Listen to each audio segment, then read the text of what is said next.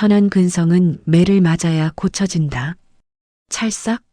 재벌가 송년회장에서 며느리 서연이 시어머니 명자의 뺨을 사정없이 내리쳤습니다. 하객들이 보는 앞에서 무릎을 꿇고 바닥을 하츠라며 고함치는 며느리. 그날 밤 명자는 번호판 없는 검은 승합차에 실려 지옥 같은 요양원으로 사라졌습니다. 하지만 며느리는 몰랐습니다. 1년 후 완전히 다른 모습으로 돌아온 시어머니가 치밀한 복수를 준비하고 있다는 사실을. 권력의 정점에서 추락하는 며느리와 죽음에서 되살아난 시어머니의 처절한 대결이 시작됩니다. 오늘의 사연 시작합니다. 대한민국 최고 재벌가들이 모인 송년회장은 수천만 원짜리 샹들리에가 눈부시게 반짝이고 있었습니다. 화려한 드레스를 입은 귀부인들과 정장 차림의 재벌 총수들이 샴페인 잔을 들고 담소를 나누는 가운데 서연이 당당한 걸음으로 연회장 중앙을 가로질렀습니다. 서 검사님, 정말 아름다우시네요. 한 재벌 부인이 서연의 수천만 원짜리 드레스를 바라보며 감탄했습니다. 과찬이세요. 오늘 정말 뜻깊은 자리에 초대해 주셔서 감사합니다. 서연이 우아한 미소를 지으며 고개를 숙였습니다. 목에 걸린 다이아몬드 목걸이가 조명을 받아 반짝였습니다. 검찰총장 후보로 거론되신다면서요? 아직 확정된 건 아니지만요. 서연이 겸손한 척하며 답했지만 눈가에는 자신감이 가득했습니다. 연회장 구석에서 서빙 보조를 하던 명자가 와인 쟁반을 들고 조심스럽게 걸어가고 있었습니다. 낡은 검은 치마에 흰 블라우스를 입은 명자의 모습은 화려한 연회장과는 너무나 대조적이었습니다. 서연이 명자를 발견하고 차가운 미소를 지었습니다. 그리고는 일부러 발을 앞으로 내밀었습니다. 명자가 서연의 발에 걸려 비틀거렸습니다. 손에 들고 있던 와인 쟁반이 그대로 바닥으로 떨어졌습니다. 어머! 주변 하객들이 놀라며 소리를 질렀습니다. 붉은 와인이 대리석 바닥에 흩어지고 유리 조각들이 사방으로 튀었습니다. 이게 뭐야? 서연이 날카로운 목소리로 외쳤습니다. 죄송합니다. 명자가 떨리는 목소리로 사과했습니다. 무릎을 꿇고 깨진 유리 조각을 주우려 했습니다. 죄송하다고? 서연이 명자의 머리채를 거칠게 움켜잡았습니다. 어머니, 연회장 한편에서 태준이 놀라며 달려왔습니다. 가만 있어. 내가 처리할게. 서연이 태준을 손짓으로 막았습니다. 귀빈들 옷에 와인을 묻혔으니까 무릎 꿇고 바닥을 하차. 서연의 목소리가 연회장에 울려 퍼졌습니다. 하객들이 당황한 표정으로 이 광경을 지켜봤습니다. 그럴 수는 없습니다. 명자가 눈물을 글썽이며 고개를 저었습니다. 뭐라고? 서연이 명자의 뺨을 세게 때렸습니다. 찰싹 소리가 연회장에 메아리 쳤습니다.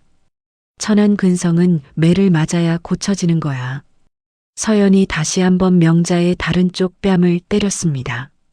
명자가 비틀거리며 바닥에 주저앉았습니다. 서연아, 그만해. 태준이 작은 목소리로 말했지만 서연은 듣지 않았습니다. 경호원. 서연이 손을 들어 신호했습니다. 미리 매수해둔 사설 경호원 2명이 다가왔습니다.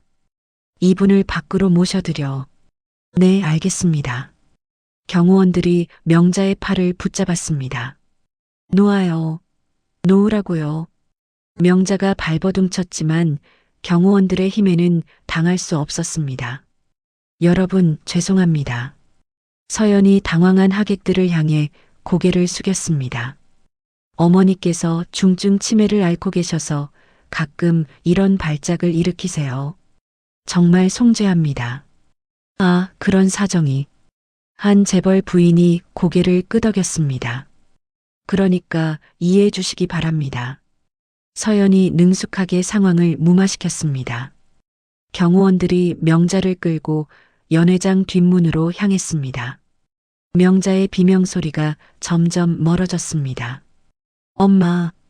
태준이 뒤따라가려 했지만 서연이 그의 팔을 붙잡았습니다. 지금은 회장 추대 결의안 표결 시간이야.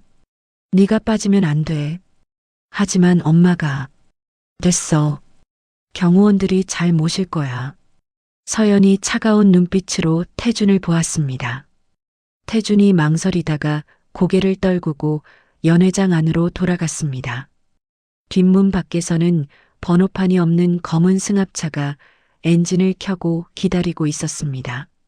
서연의 신복인 최 팀장이 운전석에 앉아 있었습니다. 어서 태워. 최 팀장이 경호원들에게 지시했습니다. 명자가 억지로 승합차 뒷좌석에 태워졌습니다. 차 안에서 서연이 기다리고 있었습니다. 어머니, 조용히 하세요. 서연이 명자의 손목을 붙잡고 강제로 지문을 찍었습니다. 미리 준비한 재산 포기 각서와 요양원 입원 동의서에 명자의 지문이 찍혔습니다. 이게 뭐예요? 명자가 떨리는 목소리로 물었습니다. 어머니를 위한 거예요. 서연이 냉소적으로 웃으며 명자의 휴대전화를 빼앗았습니다. 그리고는 차창 밖으로 한강을 향해 던져버렸습니다. 차가 인적이 드문 산속도로로 향했습니다. 어둠이 점점 깊어갔습니다. 검은 승합차가 높은 담벼락과 전기 철조망으로 둘러싸인 건물 앞에 멈춰 섰습니다. 청아 요양원이라는 낡은 간판이 어둠 속에서 흔들리고 있었습니다. 도착했습니다. 최 팀장이 서연에게 말했습니다. 어머니, 내리세요. 서연이 명자의 팔을 잡아 끌었습니다. 여기가 어디예요? 명자가 불안한 목소리로 물었습니다. 어머니를 위한 특별한 곳이에요. 요양원 정문이 무겁게 열리고 하얀 가운을 입은 간호사 2명이 나왔습니다. 새로 입원하시는 분이시군요. 간호사 중 한 명이 명자를 훑어봤습니다. 네. 특별관리 대상입니다. 서연이 간호사에게 작은 봉투를 건넸습니다. 알겠습니다. 간호사가 봉투를 받으며 고개를 끄덕였습니다. 소지품은 모두 맡기셔야 합니다. 다른 간호사가 명자의 가방을 뺏었습니다. 왜 가방을 빼앗아요? 규칙입니다. 간호사들이 명자의 양팔을 붙잡고 건물 안으로 끌고 들어갔습니다. 복도는 차가운 형광등 불빛만이 휑하니 비추고 있었습니다. 어둠 속 독방에서 다른 노인들의 신음소리가 새어나왔습니다. 명자의 등골에 서늘한 기운이 올라왔습니다. 3층 302호실입니다. 간호사가 차가운 철문을 열었습니다. 타일 바닥에 작은 침대 하나만 덩그러니 놓인 방이었습니다. 들어가세요. 간호사들이 명자를 방 안으로 밀어 넣었습니다. 철문이 쾅 소리를 내며 닫혔습니다. 나를 여기서 내보내요. 명자가 문을 두드리며 소리쳤습니다. 하지만 복도는 조용했습니다. 서연은 요양원장 사무실에 앉아 있었습니다. 죽지 않을 만큼만 약물을 주세요. 알겠습니다. 정신을 몽롱하게 유지하라는 말씀이시죠? 요양원장이 비열한 미소를 지었습니다. 그리고 이 서류들을 처리해 주세요. 서연이 강남 빌딩명의 이전 서류를 내밀었습니다. 명자님 명의를 부인 회사로 옮기는 거군요. 네. 깔끔하게 처리해 주세요. 서연이 만족스러운 표정을 지었습니다. 일주일이 지났습니다. 명자는 매일 밤 복도에서 들려오는 다른 노인들의 비명소리에 잠을 이룰 수 없었습니다. 약 시간입니다. 간호사가 알약과 물컵을 들고 방에 들어왔습니다. 이게 뭔가요? 드셔야 합니다. 간호사가 강압적으로 말했습니다. 명자가 어쩔 수 없이 알약을 입에 넣었습니다. 하지만 삼키는 척하며 혀 밑에 숨겼습니다. 간호사가 나간 뒤 명자는 화장실로 달려가 알약을 변기에 버렸습니다. 정신을 또렷하게 유지해야 해. 명자가 작은 목소리로 중얼거렸습니다. 다음 날 배식 시간이었습니다. 배식구 구멍으로 음식이 들어왔습니다. 여기 새로 오셨군요. 옆방에서 작은 목소리가 들렸습니다. 누구세요? 박 씨라고 해요. 전직 간호사였어요. 간호사셨다고요? 이곳의 비밀을 알고 있어요. 조심하세요. 박 씨가 배식구를 통해 작은 쪽지를 넘겨주었습니다. 카메라 사각지대 마이너스 화장실, 교대 시간 마이너스 새벽 3시라고 적혀 있었습니다. 서연이 다시 요양원을 찾아왔습니다. 명자의 방에 들어와 귓속말을 했습니다. 어머니가 여기서 자살하셔야 손자 민우가 유산을 온전히 받아요. 서연이 민우 사진을 꺼냈습니다. 사진 뒷면에 살려주세요. 할머니라는 글이 적혀 있었습니다. 이건 민우 글씨가 아니에요. 명자가 분노에 찬 목소리로 외쳤습니다. 누가 알까요? 서연이 차가운 미소를 지으며 사진을 다시 가져갔습니다. 그날 저녁 요양원장이 직접 명자의 방에 왔습니다. 유통기한 지난 음식이지만 참으세요. 요양원장이 썩은 냄새가 나는 도시락을 내밀었습니다. 이걸 어떻게 먹어요? 여기선 내가 왕이에요. 요양원장이 비웃으며 말했습니다. 명자가 음식을 거부하자 요양원장이 신호했습니다. 간호사들이 들어와 명자를 욕실로 끌고 갔습니다. 차가운 물이 명자의 머리 위로 쏟아졌습니다. 자백하세요. 당신이 미쳤다고. 절대 안 해요. 명자가 이를 악물며 버텼습니다. 그 시각 서울의 한 IT 회사에서는 도연이 컴퓨터 모니터를 응시하고 있었습니다. 명자 할머니 계좌에서 거액이 빠져나갔네. 도연이 자금 흐름을 추적했습니다. 서연의 개인 PC를 해킹해보자. 도연의 손가락이 키보드 위에서 빠르게 움직였습니다. 폐기 목록? 이게 뭐지? 폴더 안에서 명자의 이름과 요양원 주소가 적힌 문서를 발견했습니다. 이런 나쁜 년. 도연이 주먹으로 책상을 쳤습니다. 요양원에서 명자는 박 씨가 넘겨준 낡은 핀셋으로 독박 문고리를 조금씩 헐겁게 만들고 있었습니다. 곧 기회가 올 거야. 명자가 작은 희망의 불씨를 키우고 있었습니다.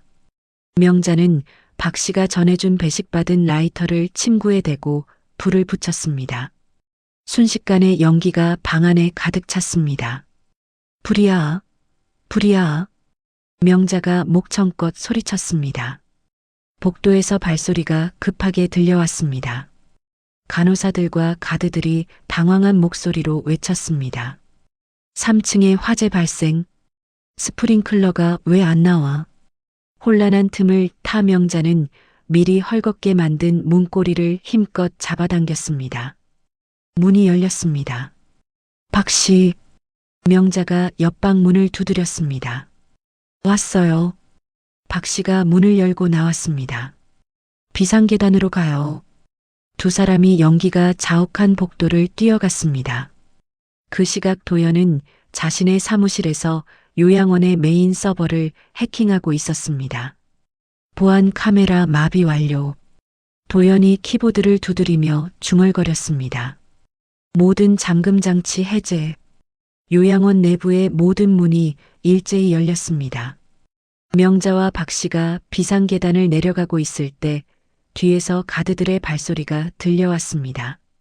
저기 있다. 잡아. 빨리 뛰어요. 박 씨가 명자의 손을 잡고 계단을 뛰어내려갔습니다. 1층 출구에 도착했지만 높은 담벼락이 가로막고 있었습니다. 배수구 구멍이 있어요. 박 씨가 담벼락 아래 작은 구멍을 가리켰습니다. 몸을 던져요. 명자가 배수구 구멍으로 몸을 밀어 넣었습니다. 거친 콘크리트에 온몸이 긁혔지만 참았습니다. 박 씨도 뒤따라 구멍을 빠져나왔습니다. 산길로 가야 해요. 두 사람이 칠흑 같은 어둠 속 산길을 피투성이가 된 채 달렸습니다. 뒤에서 가드들의 손전등 불빛이 따라왔습니다. 명자의 다리에 힘이 빠졌습니다. 요양원에서 투여받은 약물의 부작용이었습니다. 할머니, 힘내세요. 박 씨가 명자를 부축했습니다. 산 아래 도로에서 차량 라이트가 두 사람을 비췄습니다. 도연이 차에서 뛰어내려왔습니다. 할머니, 도연이 명자를 안전하게 차에 태웠습니다. 박 씨도 같이 가요. 고마워요. 하지만 전 괜찮아요. 박 씨가 고개를 저었습니다. 제 갈 곳이 따로 있어요. 명자가 안도감과 분노가 뒤섞인 채 도연의 팔에 안겨 의식을 잃었습니다. 다음 날 오후 도연의 비밀 안전 가옥에서 명자가 깨어났습니다. 거울에 비친 자신의 몰골을 보고 경악했습니다. 온몸에 멍과 상처투성이었고 약물 부작용으로 목소리도 쉬어 있었습니다. 할머니, 깨어나셨군요. 도연이 따뜻한 죽을 가져왔습니다. 도연아, 고맙다. 명자가 쉰 목소리로 말했습니다. 할머니, 이걸 보세요. 도연이 노트북을 열어 뉴스를 보여줬습니다. 전직 간호사 김명자 씨, 요양원에서 화재 사고로 숨져라는 제목의 기사가 떠 있었습니다. 장례식도 이미 끝났어요. 서연이 가짜 시신으로 화장까지 마쳤습니다. 명자의 눈에 복수의 불꽃이 타올랐습니다. 좋아. 그럼 난 죽은 사람이 된 거네. 할머니, 뭘 하실 생각이세요? 복수야. 철저하게. 명자가 주먹을 불끈 쥐었습니다. 1년 후 명자는 전신 재건 수술과 목소리 성형을 마치고 완전히 다른 사람이 되어 있었습니다. 세련된 정장을 입고 우아한 자세로 거울 앞에 서 있었습니다. 엘레나 캉, 홍콩의 투자 전문가. 명자가 새로운 신분으로 자신을 소개하며 연습했습니다. 이제 서연의 비자금 세탁 통로인 로얄 갤러리 정보를 수집할 차례군요. 도연이 자료를 정리하며 말했습니다. 그런데 할머니, 이분 아세요? 도연이 한 노인의 사진을 보여줬습니다. 이분이 누구지? 서연의 친정아버지 성철 씨입니다. 노숙자 쉼터에서 발견했어요. 명자의 눈이 차갑게 빛났습니다. 서연이 친아버지까지 버렸구나. 보호하고 있습니다. 나중에 쓸모가 있을 것 같아서요. 한편 도연은 서연의 암호화폐 지갑 해킹에도 성공했습니다. 검찰 내 권력을 이용해 받은 뇌물이 여기 다 기록되어 있어요. 완벽해. 이제 본격적으로 시작하자. 명자가 차가운 미소를 지었습니다. 명자는 서연이 신뢰하는 점술가를 매수했습니다. 해외에서 온 귀인을 잡아야 대권으로 갈 수 있다고 전해주세요. 점술가가 고개를 끄덕였습니다. 서연은 검찰총장 후보로 거론되며 승승장구하고 있었지만 밤마다 정체불명의 택배가 도착했습니다. 죽은 시어머니 이름으로 배달되는 요양원 학대 음성 파일이었습니다. 누가 이런 짓을 하는 거야? 서연이 화를 내며 음성 파일을 삭제했습니다. 서연은 요양원장을 제거하기로 결심했습니다. 최 팀장, 요양원장을 해외로 보내는 척하면서 처리해. 알겠습니다. 하지만 도연이 이를 미리 파악하고 요양원장을 구출했습니다. 서연의 모든 악행을 자필로 써주세요. 요양원장이 떨리는 손으로 진술서를 작성했습니다. 명자가 홍콩 대기업 수장으로 서연의 자선 경매 행사에 나타났습니다. 화려한 드레스를 입고 당당하게 걸어 들어왔습니다. 한정판 다이아몬드 목걸이 5억. 엘레나 명자가 압도적인 금액을 부르며 손을 들었습니다. 서연이 놀라며 엘레나를 바라봤습니다. 낙찰. 경매사가 망치를 내리쳤습니다. 정말 대단하신 분이군요. 서연이 엘레나에게 다가갔습니다. 과찬이세요. 엘레나 명자가 우아한 미소를 지었습니다. 개인적으로 만나 뵙고 싶은데요. 서연이 명함을 건넸습니다. 영광이군요. 엘레나가 명함을 받으며 차가운 복수의 미소를 숨겼습니다. 일주일 후 서연은 자신의 사무실에서 투자 수익 보고서를 보며 만족스러운 미소를 지었습니다. 엘레나의 펀드 수익률이 정말 대단하네. 서연이 서류를 넘기며 혼잣말했습니다. 하지만 서연은 자신이 투자한 자금이 실제로는 유령 계좌를 거쳐 명자의 개인 금고로 환수되고 있다는 사실을 전혀 몰랐습니다. 한편 명자는 도연의 안전 가옥에서 갑작스러운 가슴 통증으로 쓰러졌습니다. 할머니, 도연이 급히 명자를 부축했습니다. 괜찮다. 괜찮아. 명자가 가쁜 숨을 몰아쉬며 말했습니다. 병원에 가셔야 해요. 안 돼. 신분이 노출될 수 있어. 명자가 고개를 저었습니다. 그럼 이거라도 보세요. 도연이 민우의 최근 사진을 꺼냈습니다. 학교 운동장에서 축구를 하는 민우의 밝은 모습이 담겨 있었습니다. 우리 민우. 명자의 눈에 눈물이 고였습니다. 민우를 위해서라도 마지막까지 버텨야죠. 그날 저녁 서연의 집에서는 큰 소동이 벌어졌습니다. 민우가 엄마의 금고에서 할머니의 피 묻은 유품을 발견한 것입니다. 할머니의 낡은 반지와 핏자국이 선명한 손수건이 들어 있었습니다. 엄마가 할머니를. 민우가 공포에 질려 떨었습니다. 민우야, 어디 가니? 서연이 부르는 소리가 뒤에서 들렸지만 민우는 집을 뛰쳐나갔습니다. 밤늦은 거리에서 울고 있는 민우를 발견한 것은 도연이었습니다. 꼬마야, 왜 혼자 여기 있어? 도연이 민우에게 다가갔습니다. 할머니가 죽었어요. 민우가 눈물을 흘리며 말했습니다.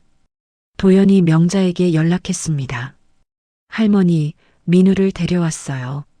안전가옥에서 1년 만에 손자와 마주한 명자는 눈물을 참기 어려웠습니다. 하지만 신분을 밝힐 수는 없었습니다. 안녕, 꼬마야. 명자가 엘레나로서 민우에게 말했습니다. 할머니 냄새가 나요. 민우가 명자에게서 익숙한 온기를 느꼈습니다. 엄마가 할머니를 죽였어요. 민우가 작은 USB를 꺼냈습니다. 이걸 몰래 녹음했어요. USB 속에는 서연이 요양원장과 나눈 대화가 녹음되어 있었습니다. 보험금까지 타면 완벽하겠군. 서연의 목소리가 또렷하게 들렸습니다. 시어머니 명의로 10억 보험을 가입했으니까. 명자가 분노로 온몸을 떨었습니다. 단순 학대가 아니라 보험 사기까지. 한편 서연은 사라진 민우를 찾기 위해 검찰 수사관들을 사적으로 동원했습니다. 민우를 찾아야 해. 무슨 수를 써서든지. 하지만 이건 공권력 남용입니다. 상관없어. 서연이 고함을 쳤습니다. 하지만 이 모든 권력 남용 과정은 도연의 해킹에 의해 실시간으로 기록되고 있었습니다. 도연은 서연의 친부 성철을 정계 은퇴를 앞둔 강 의원에게 데려갔습니다. 이분이 서연 검사의 친아버지라고 하시는군요. 강 의원이 성철을 바라봤습니다. 딸이 저를 버렸습니다. 성철이 떨리는 목소리로 말했습니다. 노숙자 쉼터에 처박아 놨어요. 정말입니까? 강 의원이 놀라며 물었습니다. 천륜을 저버린 년입니다. 성철의 증언이 강 의원의 귀에 들어갔습니다. 명자는 서연에게 마지막 승부를 걸기로 했습니다. 비자금 세탁이 완료됐으니 축하 파티를 하죠. 엘레나 명자가 서연에게 전화했습니다. 정말요? 어디서 하죠? 특별한 곳을 준비했어요. 명자가 과거 자신이 뺨을 맞았던 그 연회장 주소를 알려줬습니다. 알겠어요. 바로 갈게요. 서연이 기뻐하며 빨간 드레스를 골라 입었습니다. 연회장에는 이미 명자와 도연이 설치한 수십 개의 카메라가 실시간 중계를 위해 대기하고 있었습니다. 이제 진짜 마지막이구나. 명자가 낙찰받았던 다이아몬드 목걸이를 손에 들었습니다. 할머니, 준비됐어요. 도연이 중개 시스템을 점검했습니다.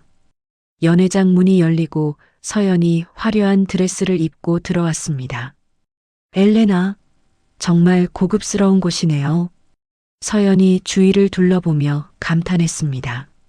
특별한 의미가 있는 곳이에요. 명자가 의미심장한 미소를 지었습니다. 축하 건배를 해야죠. 서연이 샴페인 잔을 들었습니다. 그때 명자가 다이아몬드 목걸이를 분쇄기에 넣고 스위치를 눌렀습니다. 기계가 돌아가며 목걸이가 가루로 변했습니다. 엘레나, 뭐 하는 거예요? 서연이 놀라며 소리쳤습니다. 당신 탐욕도 곧 이렇게 될 거예요. 명자가 변조되지 않은 본래의 목소리로 말했습니다. 와인이 엎질러졌으니 핥아야지. 서연의 얼굴이 하얗게 질렸습니다. 그 목소리는 분명히 죽은 시어머니의 목소리였습니다. 시어머니? 서연이 뒤로 물러서며 떨리는 목소리로 말했습니다. 맞아요. 당신이 죽였다고 생각한 그 시어머니. 명자가 가발과 색안경을 벗어던졌습니다. 이럴 수가. 당신은 죽었어. 서연이 미친 듯이 소리치며 명자에게 달려들었습니다. 하지만 대기하던 경호원들이 서연을 제압했습니다. 놓아, 놓으라고. 서연이 발버둥쳤지만 소용없었습니다. 그 순간 연회장의 대형 스크린이 켜졌습니다. 서연이 민우의 유산을 가로채기 위해 서명한 보험 서류가 화면에 떴습니다. 이게 뭐야? 서연이 절규했습니다. 이어서 요양원에서 명자를 학대하는 영상이 재생됐습니다. 서연이 명자의 뺨을 때리는 장면이 선명하게 보였습니다. 아니야. 조작된 거야. 서연이 부인했지만 영상은 계속 이어졌습니다. 연회장 문이 열리고 기자들과 검찰 감찰부 검사들이 우르르 들어왔습니다. 서연 검사님 체포합니다. 감찰부 검사가 수갑을 꺼냈습니다. 체포? 무슨 죄로? 살인미수, 감금, 횡령, 공권력 남용 등 여러 혐의입니다. 명자가 서연 앞에 섰습니다. 그리고 송년회 때와 똑같은 강도로 서연의 뺨을 내리쳤습니다. 이건 그때 내가 맞은 뺨이야. 찰싹? 다시 한번 뺨을 때렸습니다. 이건 내가 흘린 눈물이야. 서연의 얼굴이 새빨갛게 부어올랐습니다. 그리고 이건 명자가 마지막으로 서연의 뺨을 때렸습니다. 민우가 울었던 눈물이야. 수갑이 서연의 손목에 채워졌습니다. 차가운 쇠소리가 연회장에 울렸습니다. 이 노인네가 치매라 조작한 거라고. 서연이 끝까지 발악했습니다. 그때 연회장 문으로 요양원장이 들어왔습니다. 검사님이 저에게 직접 지시했습니다. 요양원장이 서연을 가리키며 말했습니다. 죽지 않을 만큼만 약물을 주라고 하셨어요. 서연의 얼굴이 절망으로 일그러졌습니다. 너도 같이 죽을 거야.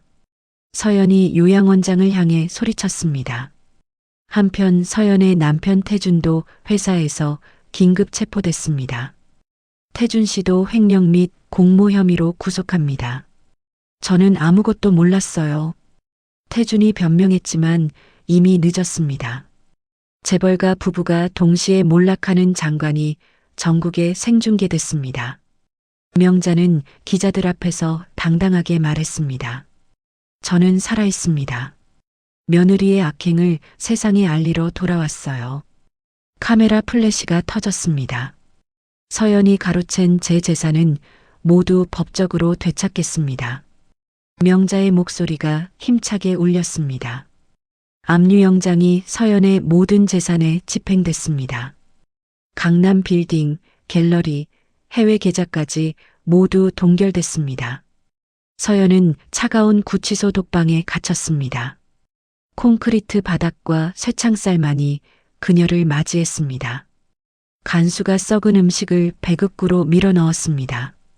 이게 뭐예요? 서연이 항의했습니다. 규칙입니다. 간수가 차갑게 답하고 사라졌습니다. 서연이 자신이 명자에게 배식했던 바로 그 음식을 마주하며 울부짖었습니다.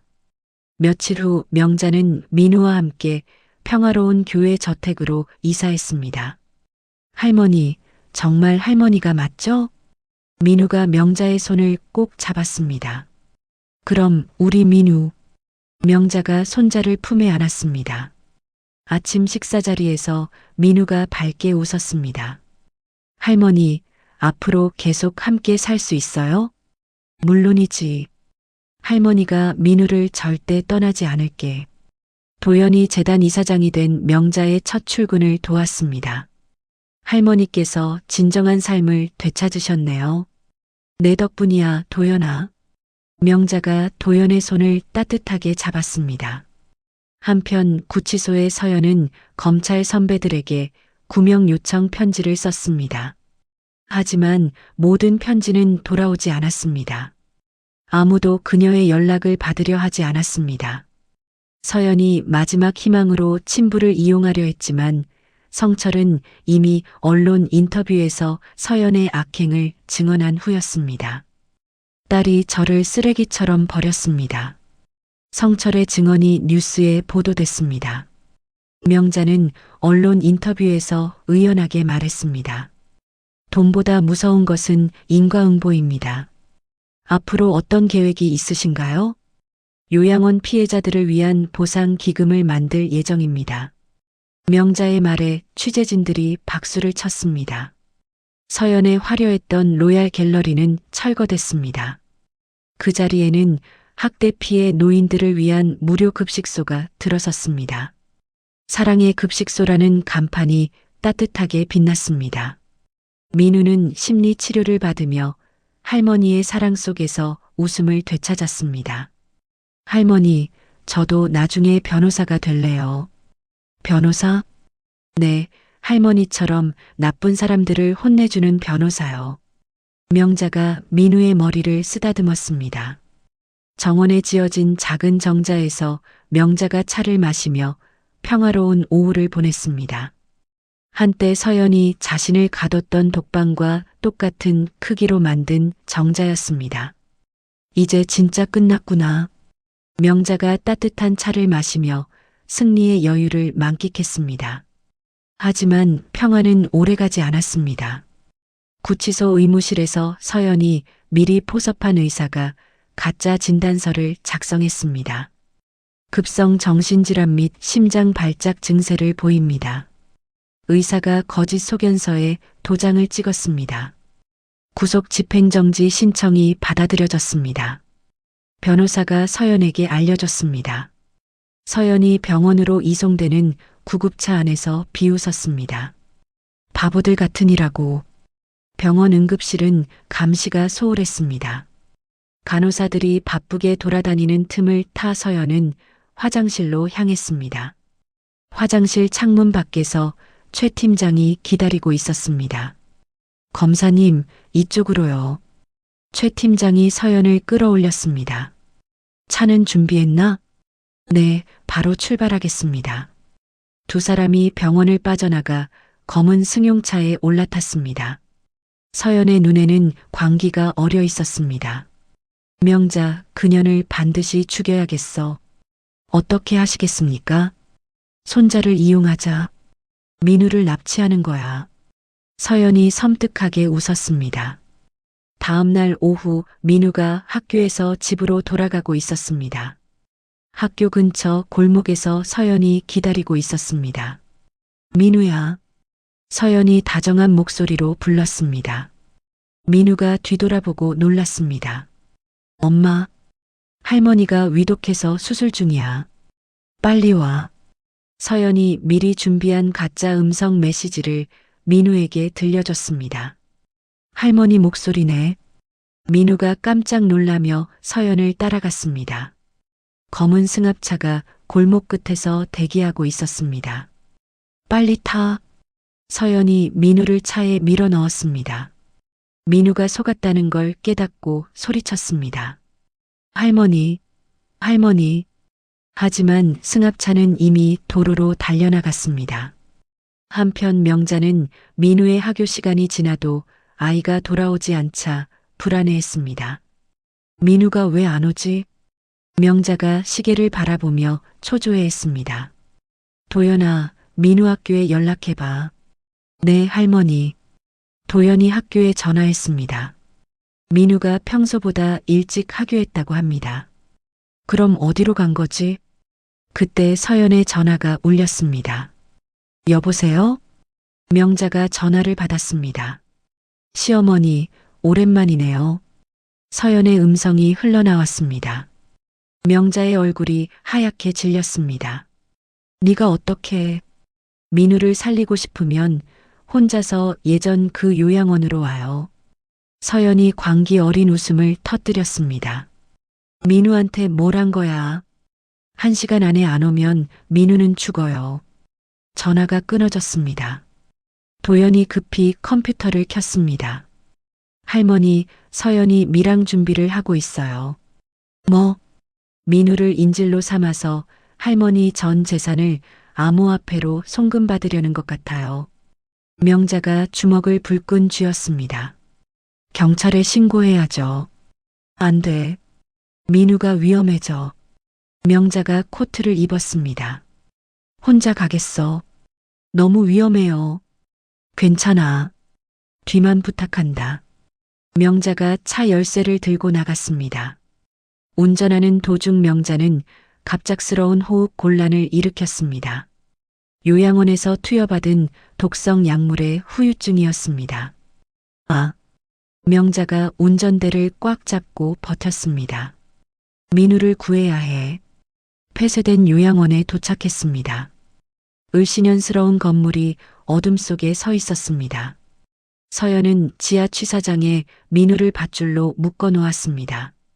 주변에는 휘발유 냄새가 진동했습니다. 할머니, 할머니. 민우가 약한 목소리로 중얼거렸습니다. 머리에서 피가 흘러내리고 있었습니다.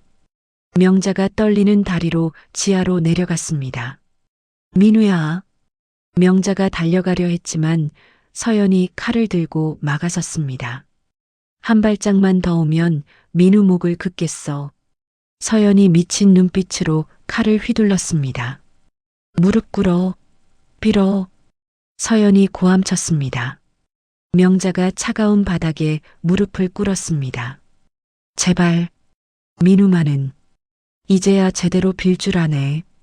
서연이 비웃었습니다. 그 순간 도연이 요양원 옥상에서 드론을 띄워 전파 차단기를 무력화했습니다. 서연이 민우의 목에 칼을 대며 라이터를 꺼냈습니다. 같이 죽자. 서연이 라이터를 켜려는 순간 명자가 숨겨두었던 전기 충격기를 꺼냈습니다. 이건 도연이가 준 거야. 전기 충격기가 서연의 팔을 강타했습니다. 아! 서연이 칼을 떨어뜨리며 쓰러졌습니다. 명자가 재빨리 민우를 향해 기어갔습니다. 불길이 지하실로 번져 내려오기 시작했습니다. 민우야, 정신 차려. 명자가 민우를 품에 안고 출구를 향해 기어갔습니다. 불길이 지하실을 뒤덮기 직전 도연이 해킹으로 개방한 비상구가 열렸습니다. 삐익! 알람 소리와 함께 철문이 자동으로 열렸습니다. 할머니, 이쪽으로. 도연의 목소리가 위에서 들려왔습니다. 명자가 민우를 품에 안고 비상구를 향해 기어갔습니다.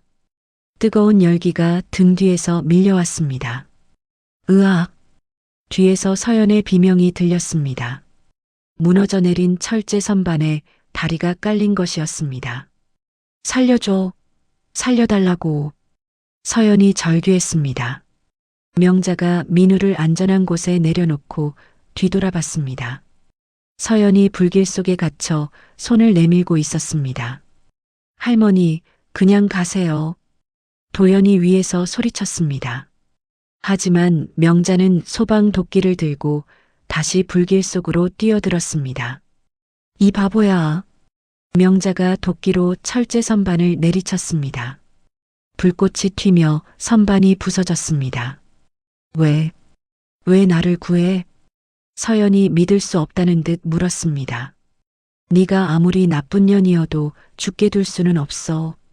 명자가 서연의 팔을 붙잡고 끌어냈습니다. 빨리 나가. 명자가 서연을 비상구 쪽으로 밀어냈습니다. 서연이 밖으로 나간 순간 천장이 무너져 내렸습니다. 명자가 연기에 질식해 쓰러졌습니다. 할머니, 민우가 울부짖었습니다. 때마침 도착한 소방대원들이 명자를 구조해냈습니다. 산소 마스크, 응급처치가 이뤄지고 명자가 겨우 의식을 되찾았습니다. 한편 도연이 설치한 소형 카메라가 모든 납치 과정과 방화 시도를 실시간으로 경찰 상황실에 전송했습니다. 현장 증거 확보 완료. 경찰들이 현장에 도착해 서연을 체포했습니다. 서연은 전신에 3도 화상을 입은 채 병원으로 압송됐습니다. 이번에는 24시간 경찰 감시가 붙었습니다. 특수살인미수 혐의가 추가됩니다. 담당 검사가 서연에게 고지했습니다. 이번에는 어떤 인맥으로도 빠져나갈 수 없어요. 명자는 병원에서 집중 치료를 받으며 건강을 회복했습니다. 민우도 다행히 가벼운 찰과상에 그쳤습니다. 할머니, 정말 무서웠어요. 민우가 명자의 손을 꼭 잡았습니다. 이제 안전해. 할머니가 지켜줄게. 명자가 민우의 머리를 쓰다듬었습니다.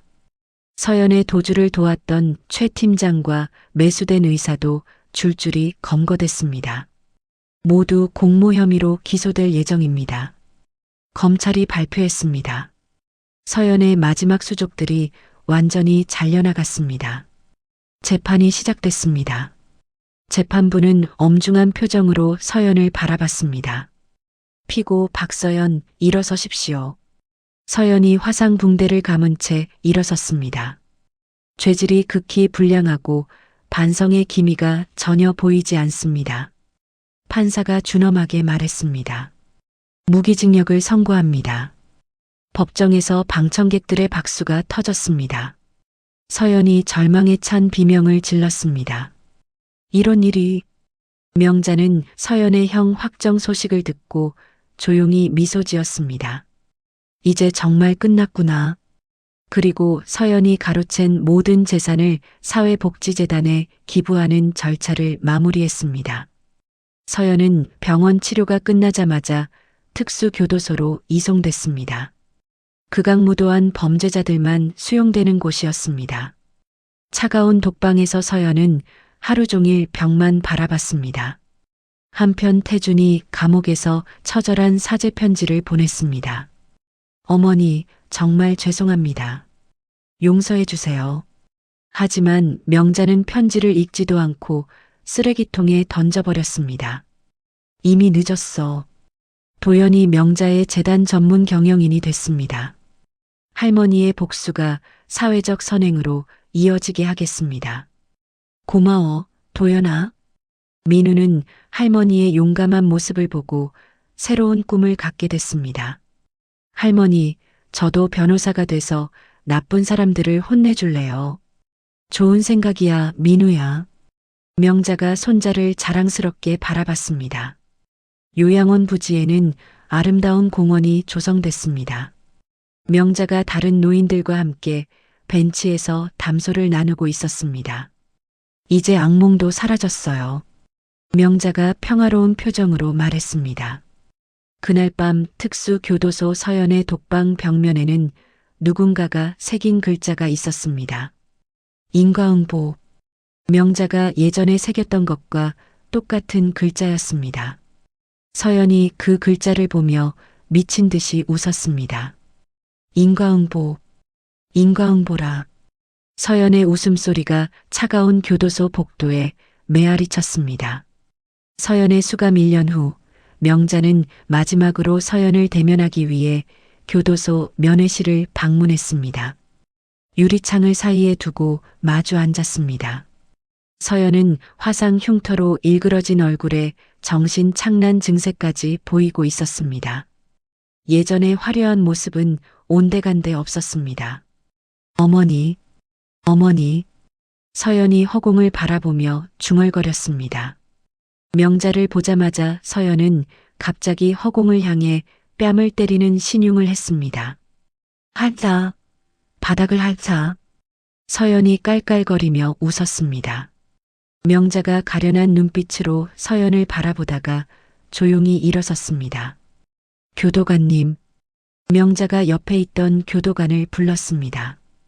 이 사람이 죽을 때까지 가장질 낮은 배식과 차가운 방을 유지해 주세요. 특별 요청이군요. 알겠습니다. 교도관이 고개를 끄덕였습니다. 명자가 면회실을 나서며 뒤돌아보지 않았습니다. 몇 달 후 서연은 심각한 정신분열 증세로 형 집행정지 판정을 받았습니다. 하지만 이송된 곳은 다름 아닌 청아요양원의 후신 시설이었습니다. 명자가 그 시설의 실질적인 소유주였습니다.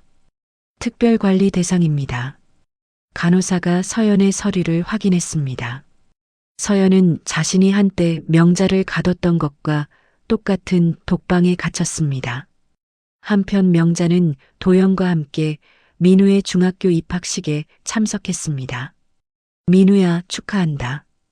명자가 교복을 입은 민우를 바라보며 환하게 웃었습니다. 할머니 덕분이에요. 민우가 명자의 손을 꼭 잡았습니다. 사진 한 장 찍을까요? 도연이 카메라를 꺼냈습니다. 평범한 할머니와 손자처럼 행복한 기념사진을 찍었습니다. 할머니, 이제 정말 행복하세요? 도연이 명자에게 물었습니다. 내 손으로 정의를 세웠으니 여한이 없지. 명자가 도연의 손을 잡으며 답했습니다. 고마워, 도연아. 네가 없었다면 불가능했을 거야. 명자는 자신의 일대기를 담은 자서전 뺨 맞은 어머니의 역습을 출간했습니다. 책은 베스트셀러가 됐고 수익금 전액을 범죄 피해자 가족에게 기부했습니다. 한편 태주는 감옥에서 매일 명자에게 편지를 썼습니다. 어머니, 정말 죄송합니다. 용서해 주세요. 하지만 명자는 그 편지들을 모아 서연의 요양원 방 앞에 전시했습니다. 내 아들이 매일 보내는 편지야. 간호사가 서연에게 전달했습니다. 서연이 편지를 보며 미친 듯이 웃었다가 울었다가 반복했습니다. 세월이 흘러 명자는 고요한 바닷가 별장에서 평화로운 노년을 보냈습니다. 할머니, 바다가 정말 예뻐요. 민우가 창문 너머 바다를 바라보며 말했습니다. 그래, 우리 민우. 명자가 손자의 어깨에 손을 올렸습니다. 한편 서연은 요양원 창살 밖으로 보이는 노을을 보며 과거를 그리워했습니다. 내 빨간 드레스, 내 다이아몬드 목걸이. 서연이 헛소리를 중얼거렸습니다. 약 시간입니다. 간호사가 들어와 서연을 끌고 갔습니다. 도연은 명자가 세상을 떠난 후에도 그녀의 뜻을 이어받았습니다. 재단을 투명하게 운영하며 정의로운 사회를 만드는 일에 평생을 바쳤습니다. 어느 따뜻한 봄날 명자가 민우의 손을 잡고 해변을 걸었습니다. 석양이 두 사람의 뒷모습을 따뜻하게 비쳤습니다. 할머니, 앞으로도 계속 함께 걸어요. 그럼 우리 민우. 명자의 마지막 모습은 손자와 함께하는 평화로운 실루엣이었습니다. 그리고 폐허가 된 옛 청아 요양원 간판이 바람에 떨어지며 땅에 박혔습니다. 화면에 자막이 흘렀습니다. 죄를 지은 자는 반드시 그 대가를 치른다. 바람이 불어와 간판을 완전히 덮어버렸습니다. 모든 것이 조용해졌습니다. 명자의 복수는 단순한 보복이 아니었습니다. 그것은 정의였고 인과응보였습니다. 권력과 돈에 눈이 멀어 가족의 정을 저버린 며느리 서연은 결국 자신이 뿌린 씨앗을 거두었습니다. 시어머니를 지옥으로 보냈던 그 손으로 이번에는 자신의 인생을 파멸로 이끌었죠. 하지만 명자는 복수를 마친 후에도 증오에 머물지 않았습니다. 손자 민우와 함께하는 평범한 일상, 그리고 사회를 위한 선행을 통해 진정한 승리자가 되었습니다. 세상에는 때로 악한 일들이 일어나지만 결국 선이 악을 이기고 정의가 승리한다는 것을 이 이야기가 보여주었습니다. 아무리 가난하고 힘없어 보이는 사람이라도 진실과 정의가 함께한다면 반드시 빛을 볼 수 있다는 희망의 메시지이기도 하죠. 이야기를 끝까지 들어주신 분이 계시다면 잘 들었다고 댓글과 구독, 좋아요 하나만 남겨주세요. 감사합니다.